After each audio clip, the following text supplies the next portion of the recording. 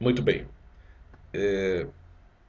Por que que as pessoas estão, né, se mostrando decepcionadas com o governo? Não estou falando das pessoas que se opõem ao governo Jair Bolsonaro, mas dos eleitores, aquelas pessoas que estavam tão entusiasmadas e que agora se mostram bastante decepcionadas.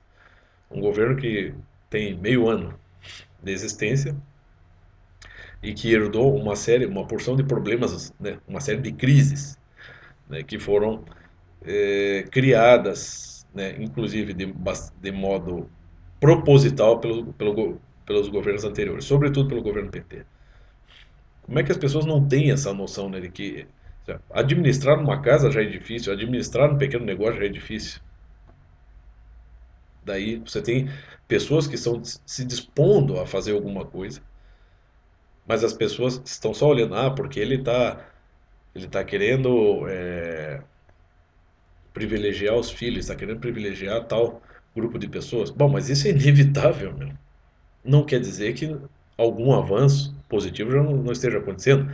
Qual candidato à presidência iria colocar duas pessoas competentes lá? O Paulo Guedes como ministro da Economia e Sérgio Moro como ministro da Justiça. Eu vejo pessoas assim, e o ministro o Sérgio Moro é um homem admirável, né? E pessoas que eu conheço, infelizmente, estou falando aqui de pessoas que eu conheço, pessoas próximas de mim, amigos, pessoas da família, pessoas que eu amo, e que já, de maneira muito, assim, quase instantânea, se mostram decepcionados, mas não são, primeiro, não são capazes de apresentar nenhuma alternativa ao problema, e outra, né? Estão muito mais atentas aos problemas e não aos avanços, mesmo que os avanços sejam pequenos. Quer dizer, com a presença do Sérgio Moro como ministro da Justiça, já houve pequeno, mas significativo, uma pequena, mas significativa redução da violência. Está havendo, isso pode avançar, tem que se esperar mais resultados. Tem um pacote anticrime. Como eu disse, não vai adiantar nada você ficar discutindo, querer se preocupar muito com a reforma da Previdência, meu filho, porque se o pacote anticrime não passar e não houver essa manutenção da segurança pública e uma intensificação das penas sobre os bandidos, amanhã é você que pode tomar um tiro na cara e a Previdência acabou para você, cara.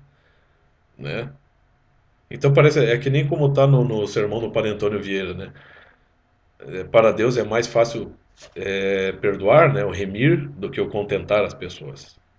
E é verdade, você tem lá desde o povo hebreu no deserto, é a providência divina para tudo, para a água, para a comida, né? É a sombra para o calor, é a luz das estrelas para a noite, enfim. E as pessoas sempre descontentes, e no final estão lá adorando o Bezerro. Então é claro que há muitas críticas a se fazer, claro que o presidente Jair Bolsonaro está agindo errado de muitas maneiras, mas não sou eu que estou lá. Qual que seria a minha alternativa?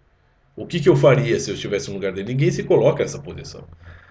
E olha que a gente pode deter prerrogativas para coisas impressionantes. Se você leu, como o professor Olavo recomenda, os diálogos de Platão, né, você quer estudar filosofia, você tem que começar por isso aí, né, meu filho? E daí você pega lá o Político, que é o diálogo de Platão, ele fala lá, uma pessoa que sabe aconselhar um rei a agir de tal ou tal maneira benéfica, essa pessoa detém as prerrogativas de rei também.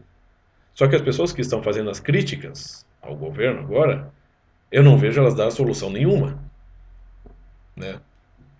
Eu vejo pessoas próximas de mim agora que sempre admiraram ali o então juiz Sérgio Moro, e agora estão decepcionadas porque os supostos vazamentos que são, né, são de fonte imprecisa, né? A avaliação ali colocou aquilo como algo impreciso, você não tem como acusar o Sérgio Moro. O Sérgio Moro, apesar de ter que lidar com, né, ao longo da sua carreira teve que lidar com pessoas criminosas perigosíssimas, lidar com ameaças, mas eu acredito que esteja sendo muito mais difícil para ele lidar com vamos dizer, esta gentalha, que são aqueles grupos esquerdistas que estão lá fazendo os questionamentos mais esdrúxulos e estúpidos possíveis. Isso é mais difícil de aguentar, porque enquanto juiz ele tinha que lidar com situações concretas, e a segurança dele é concreta. Agora ter que lidar com esse tipo de gente que não estão lá para representar o povo, mas estão para representar as suas próprias pautas, né? Que em geral são abortistas, né? São a favor do crime, a favor das drogas, enfim, a favor de tudo que não presta, né? questões ideológicas bastante sujas, né? Então ele ter que rebater moralmente isso aí fica mais difícil, é cansativo, mas ele está lá. E as pessoas estão achando que não, o cara está fazendo errado. Não, quem está fazendo certo são quem? É o Freixo, é a Erika Cocai, é Samia Bonfim, né? É o Glauber Braga, esse bando de filho da puta que está lá para caluniar uma pessoa, né? Uma pessoa que não fez absolutamente nada para eles. São pessoas que, na verdade, estão com o rabo preso em coisas erradas e têm medo de que, né, o processo da Lava Jato chegue até elas. Então, mas já teve algum avanço no sentido de segurança. Mas as pessoas estão descontentes ainda. Puta que pariu, né, meu? Pessoas que eu amo dizendo assim, não, o Olavo tá louco, o Lobão tá louco, o Jair Bolsonaro tá louco, o Sérgio Moro tá errando, mas qual que é a solução então? Vocês têm alguma solução? Não tem, né? Eu questionei cada uma dessas pessoas da minha família. Qual que é a solução? Ninguém deu, né? E ninguém ali tem a menor noção do que era estar ocupando esse cargo, né? Talvez, eu até falei, será que vocês iam preferir o Haddad? Não, daí responder não, não preferia ninguém. Então, entendeu?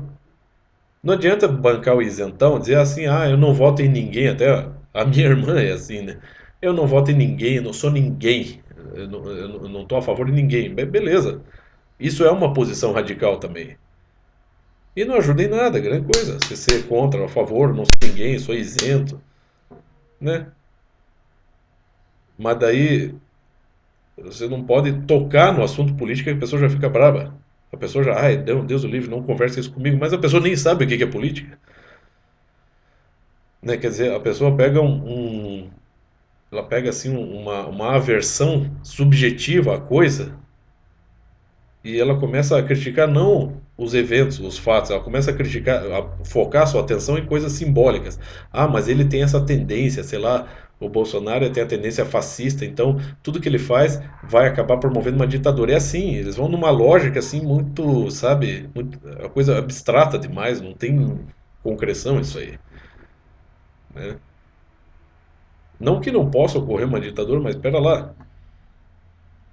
Eu acho difícil, ainda mais que. E ó, eu vou dizer uma coisa: eu não duvido nada que o nosso presidente Jair Bolsonaro não seja até a favor da tortura. Mas uma coisa eu sei: ele é capaz de.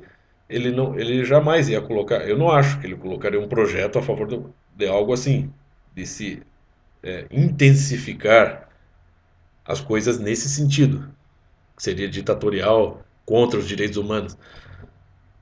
Eu duvido que ele fizesse isso, né? Por mais que a crença dele seja essa, eu não acho que ele vai deixar isso interferir. Nem deveria deixar, obviamente, mas ele não vai deixar isso interferir, né? Ele vai tentar dançar conforme a música, mas conforme a música no sentido honesto.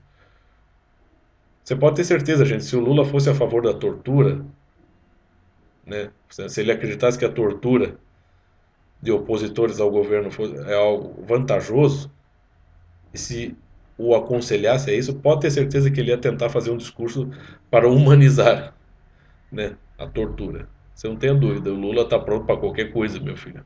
O Bolsonaro não. O Bolsonaro tem um pouco de juízo, um pouco mais de juízo. Eu não tenho dúvida que o Jair Bolsonaro seja até tão ganancioso quanto o ex-presidente Lula. A questão é que ele sabe o lugar dele. Ele tem bom senso. Por mais que ele cometa gafes, que ele solte declarações bastante polêmicas, né? Ainda assim, entre o Bolsonaro e Luiz Inácio, ou entre Bolsonaro e um Haddad, né, aquele débil mental daquele Haddad, ainda assim fico com o Bolsonaro, porque é uma pessoa que está, pelo menos, sabendo colocar pessoas competentes no governo e que podem atuar até muito melhor que ele, entendeu? E as pessoas vão ter que entender isso. Procurem ler, procurem estudar. Leiam também, né, procurem assim se interessar quando for ler uma literatura, um livro, uma literatura, procure entender como é que funcionam as coisas, como é que funciona a estrutura das coisas. Procure fazer do livro um guia para você conhecer a si mesmo.